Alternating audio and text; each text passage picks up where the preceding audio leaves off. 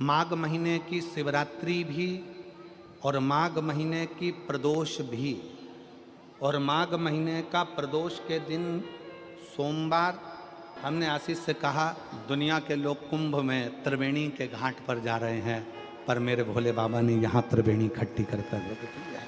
मेरे एक निवेदन सभी श्रोता बहन भाइयों से, कथा आस्था चैनल पर जो सुन रहे हैं, फेसबुक यूट्यूब पर जो सुन रहे हैं और पंडाल में बैठ कर जो सुन, जिस दिन दिल से हारो ना, थोड़ी तकलीफ़ों में अगर घिर जाओ, तकलीफ़ें आ जाएं, कष्ट आ जाए, तकलीफ़ें जिस दिन तुम्हारे भीतर बहुत ज़्यादा मात्रा में आ जाए, उस दिन 3 बेलपत्र, एक बेलपत्र में पीला चंदन, बीच वाली पत्ती। जिस दिन तुम्हें लगे कि मैं बहुत दुखी चल रही हूँ और मेरा काम हो ही नहीं रहा, बहुत तकलीफ़ की ज़िंदगी चल रही है, कोई हाथ पकड़ने वाला नहीं है, कोई संभालने वाला नहीं है और बहुत तकलीफ हो रही, बहुत तकलीफ। उस समय पर एक बेलपत्री के बीच वाली पत्ती पर पीला चंदन, दूसरी पत्ती पर लाल चंदन और तीसरी पत्ती पर 11 चावल गीले पानी में उसको थोड़ा सा भिगो लें या धो लें, 11 चावल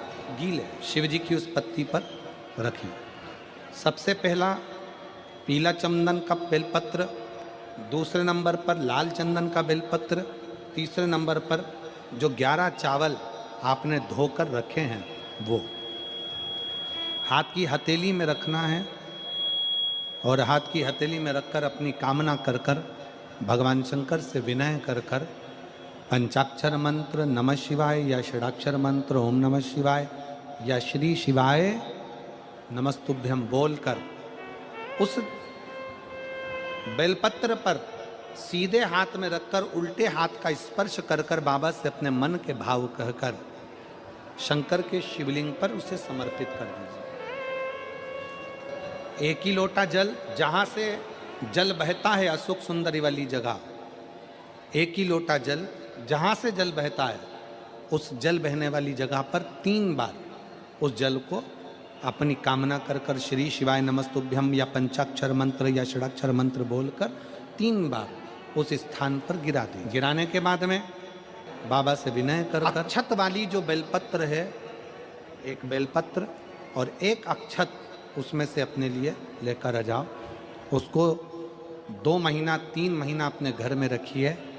जितना भी दुख है धीरे धीरे बाबा समाप्त कर कर खुशियां घर में लेकर आता ही है। दुख समाप्त होगा, खुशियां घर में आएगी। प्रथम शिवलिंग का निर्माण, कोई तुमसे पूछे कि प्रथम शंकर के शिवलिंग का निर्माण किसने किया, आपको उत्तर देना चाहिए कि भगवान शंकर के प्रथम शिवलिंग का निर्माण स्वयं ब्रह्मा और विष्णु ने अपने हाथों से किया है, अपने हाथों से किया। इसलिए सारे ज्योतिर्लिंग, सारे उपलिंग, सारे मंदिर, सारे शिवालय, सारे शंकर की उपासना के केंद्र बिंदु, इनसे भी बड़ा फल मिलता है जब हम अपने घर में पार्थिव शिवलिंग का निर्माण करते हैं। घर में मिट्टी से जो हम पार्थिव शिवलिंग महीने में एक बार, महीने 2 महीने में, 4 महीने में, 6 महीने में, 8 महीने में, 10 महीने में, 12 महीने में आप जो एक बार पार्थिव शिवलिंग का निर्माण करते हो, उसका फल क्या है, क्या फल प्राप्त होता है?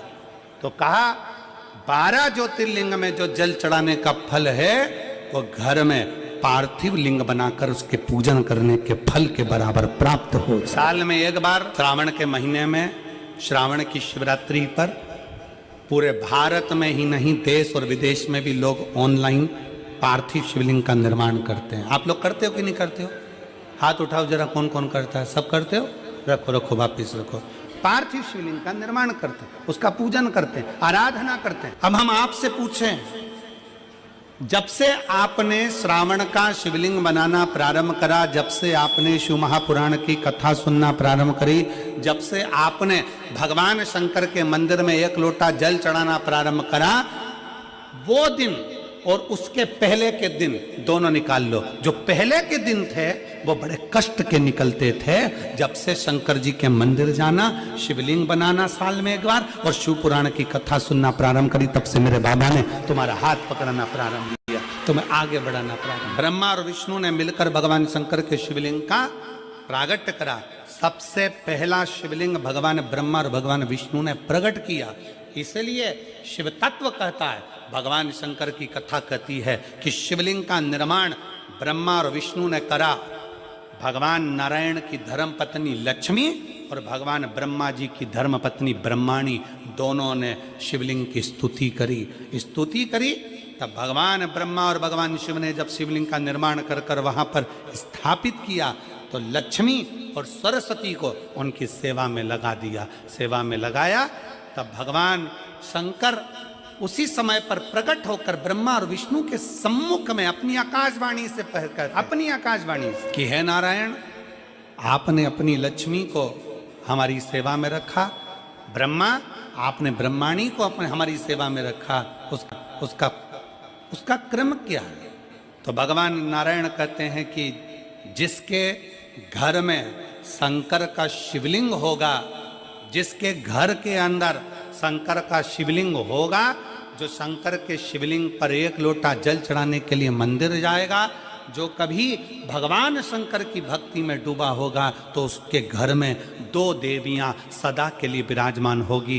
पहले नंबर पर लक्ष्मी और दूसरे नंबर पर सरस्वती, हमेशा हमेशा के लिए लक्ष्मी भी होगी और सरस्वती भी होगी। अब दोनों देवियां खड़ी हो गई।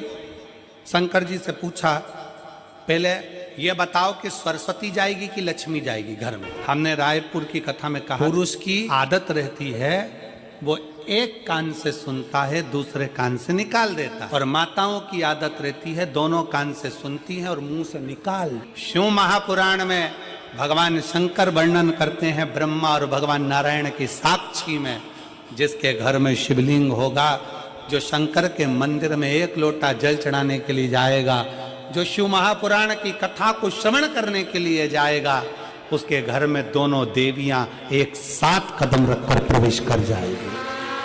सरस्वती का कदम पड़ेगा, बुद्धि आएगी, विवेक आएगा, और फिर लक्ष्मी का कदम पड़ा तो लक्ष्मी उसके घर में श्रेष्ठता के साथ निवास करेगी।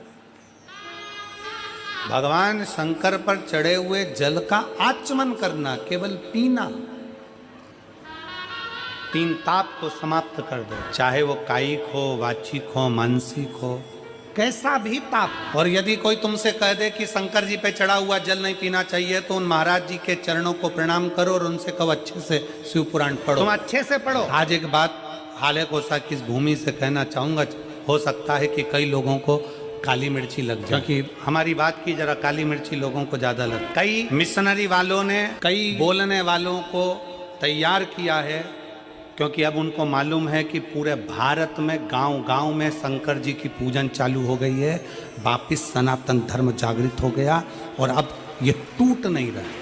सबको मालूम पड़ गया कि गांव-गांव में शंकर जी का मंदिर हो गया, शंकर जी के मंदिर लोग जाना चालू कर दिए, शिव जी को जल चढ़ाने लगे, घर घर में शंकर की पूजन करने लगे, घर के अंदर शिवलिंग रखने लगे, घर के अंदर शंकर का पूजन करने लगे, लोग एक लोटा जल चढ़ाने लगे, तो टेंशन बढ़ गया। तो उन्होंने कई लोगों को तैयार करा कि हम तुमको मुंह मांगा पैसा देंगे, तुम्हें बस एक काम करना है कि कैसे भी शंकर जी के मंदिर में जाने वालों को भड़काना है कि शंकर पे चढ़ा जल मत पियो, शंकर के मंदिर मत जाओ, एक लोटा जल मत चढ़ाओ।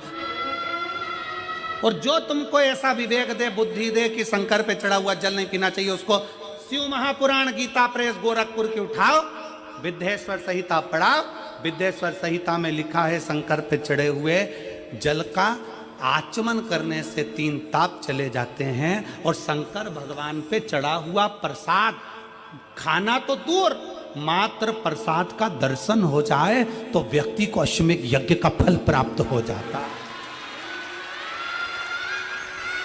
शंकर भगवान का प्रसाद खाना तो बहुत दूर, शंकर जी पे चढ़े हुए प्रसाद का मात्र दर्शन हो जाए तो व्यक्ति को यज्ञ अश्वमेध यज्ञ का फल प्राप्त। शिव जी पे चढ़े हुए प्रसाद का मात्र दर्शन, खाना तो बहुत दूर की बात। सारे देवताओं का प्रसाद रात भर रखा सकता है, सारे देवताओं का प्रसाद 2 दिन 5 दिन 6 दिन बाद खा सकते हो, 8 दिन बाद खा सकते हो। शंकर जी के प्रसाद का तो इतना महत्व है कि शिव जी का प्रसाद पूरी रात भी नहीं रखा था, शंकर जी के चढ़े हुए प्रसाद को तो रात से पहले खाना पड़ता है। ये 16 सोमवार के उद्यापन में लिखा है। आप में से किसी ने 16 सोमवार करें, संकट सोमवार करें? हाथ उठाओ जरा, किस किस ने करें?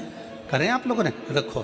तो मेरी बहनों ने, मेरी जीजियों ने, मेरे जीजाओं ने, मेरी बेटियों ने, मेरी बेटाओं ने, मेरी माताओं ने, मेरे भाई ने, जिन्होंने 16 सोमवार के व्रत करे हैं, संकट सोमवार का व्रत करा, उसमें लिखा है कि प्रसाद का हिस्सा रात भर नहीं रखा रहता, उद्यापन का प्रसाद भी रात के पहले समाप्त करना पड़ता है, प्रसाद को रात भर नहीं। इतना महत्व होगा कि सारे देवताओं का प्रसाद 2 दिन, 5 दिन, 4 दिन, 3 दिन रख सकते हो, पर शंकर जी का चढ़ा हुआ प्रसाद तो तुरंत खाओ, 1 मिनट की भी देरी मत करो। क्यों? क्योंकि शंकर जी का प्रसाद जितनी जल्दी खा लेते हैं उतना हमारे जीवन का सारा दुख समाप्त हो जाता है। दुख। डॉक्टर क्या कहते हैं? डॉक्टर क्या बोलते हैं? जब बीमारी आती है तो डॉक्टर कहते हैं ये गोली बिल्कुल आज से ही चालू कर दो, अध्ययन करो। ब्रह्मा और विष्णु जी से कह दिया भगवान ने कि ये लक्ष्मी, ये सरस्वती, ये लक्ष्मी, ये सरस्वती दोनों सेवा में लगी हैं, हम फल देना चाहते हैं कि आज जो शंकर के शिवलिंग की आराधना करेगा, पूजन करेगा, उसके घर में 2 देवियां सदा सदा विराजमान रहेंगी। पहली सरस्वती, दूसरे नंबर पर लक्ष्मी, उनके घर में सदा विराजमान। सरस्वती और लक्ष्मी। एक देवी का फूल होता है, शायद मुझे उम्मीद है कि आप सब जानते होंगे। एक देवी का फूल होता है जिसको जायसोन या गूलर का फूल भी कहते हैं, घंटी वाला फूल भी कहते हैं, लाल कलर का होता है। काय का बोलते हैं इधर? गुड़र। गुड़र का फूल, जायसोन का फूल लाल कलर का होता है, जिसमें घंटी निकली रहती है एक छोटी सी, उसमें पीले पीले पीले पीले दाने रहते। अगर मान लो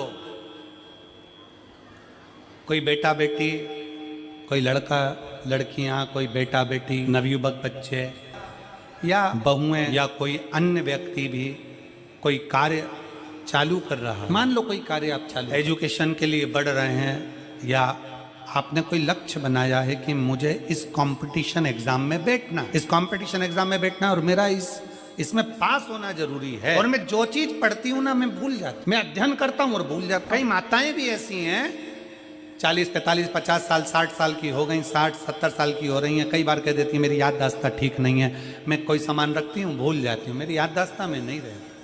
कोई भाई भाई लोग कह देते हैं मेरी याददाश्त में नहीं रहता, भूल जाता। कोई कह कर गया मुझसे बात कर लेना और मैं भूल गया कि मेरे को उससे बात करना था। कई बार मुझे मनी मंजिल तक पहुंचना। तो शिव महापुराण की कथा कहती है आप अपने परिश्रम को 4 गुना बढ़ाओ, मेहनत 4 गुना करो, पढ़ाई 4 गुना करो, अध्ययन 4 गुना करो, दिन रात एक कर दो। और साथ में जो अशोक सुंदरी की जगह शिवलिंग समझ लेना जरा, ये जलाधारी पार्वती जी का हस्त कमल, ये शिवलिंग, ये जलाधारी, और यहाँ से जल बहता है। राइट में गणेश जी, लेफ्ट में कार्तिकेय जी, और बीच में जम के बोलो जरा अशोक सुंदरी।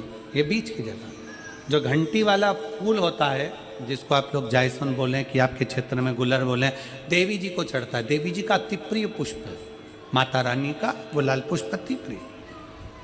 उसी पुष्प को, ये बेलपत्र की जो डंडी होती है, बेलपत्र की जो डंडी का भाग होता है, उस घंटी का भाग उसी डंडी की ओर होना चाहिए। जैसे फूल की जो अंदर की घंटी जो निकली हुई है, उसका भाग ऐसा डंडी की ओर होना चाहिए। मतलब आपको बेलपत्री पर ये फूल को इस तरह से रखना पड़ेगा, मतलब उसका जो घंटी का भाग है, हाँ लाइए फूल लाओ, जेरा फूल मिल गया, वो फूल मिल गया। भारत में फूल जल्दी मिल भी जाता है,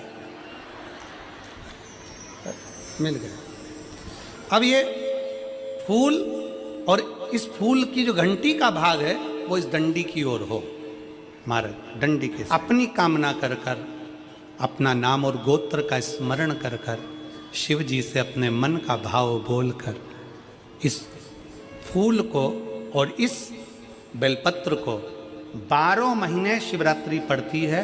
किसी भी शिवरात्रि पर अशोक सुंदरी वाली जगह पर, शंकर के शिवलिंग की ओर जो अशोक सुंदरी की जगह है, वहाँ पर डंडी और घंटी का मुख शिवलिंग की ओर होते हुए उस बेलपत्र को समर्पित करो। कब करना है?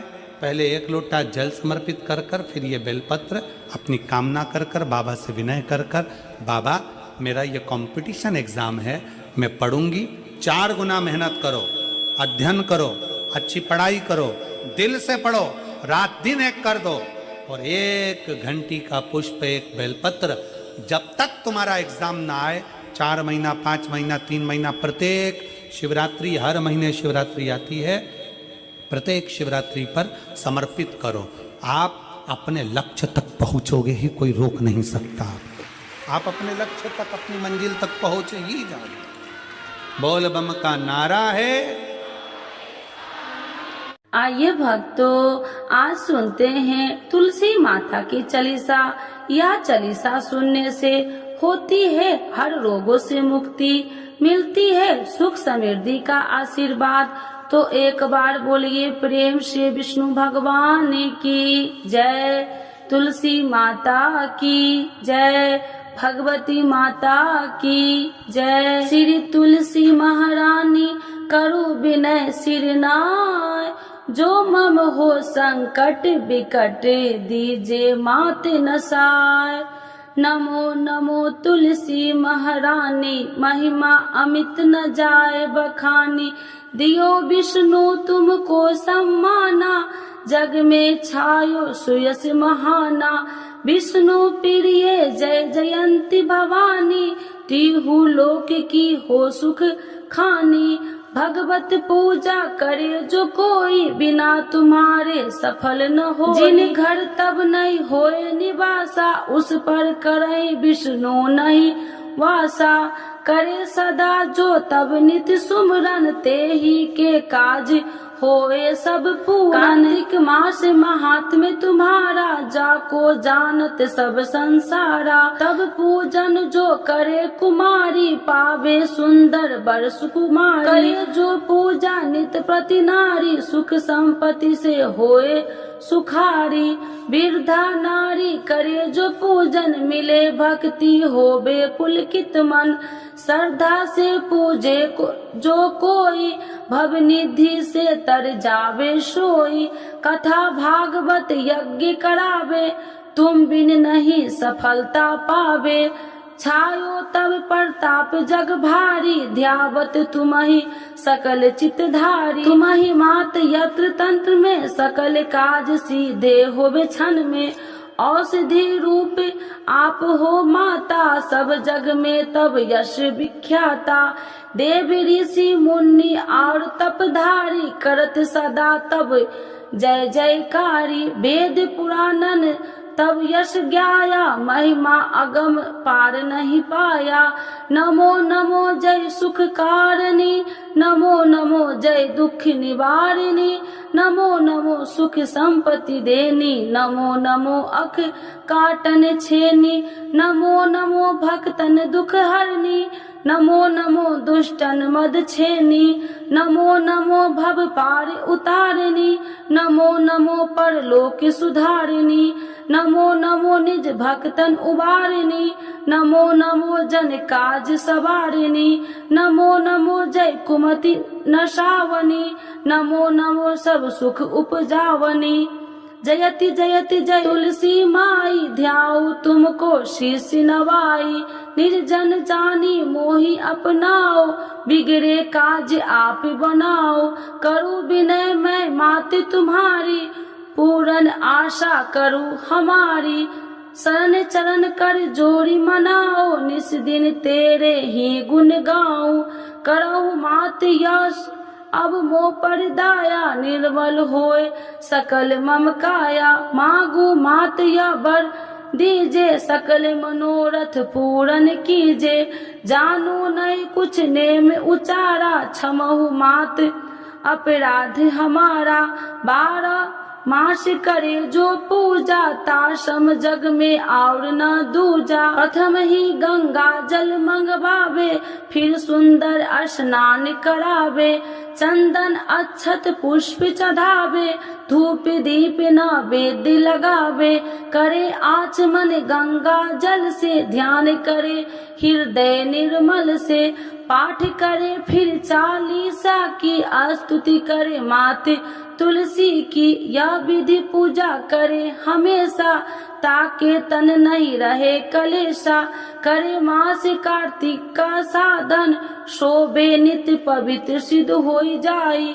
है यह कथा महासुखदाई, पढ़े सुने सो भव तर जाई। यह श्री तुलसी चालीसा पाठ करे जो कोई, गोविंद सो फल पावही जो मन इच्छा होई। तो एक बार बोलिए प्रेम से विष्णु भगवान की जय, तुलसी माता की जय, भगवती माता की जय, सर्व देवी देवताओं की जय।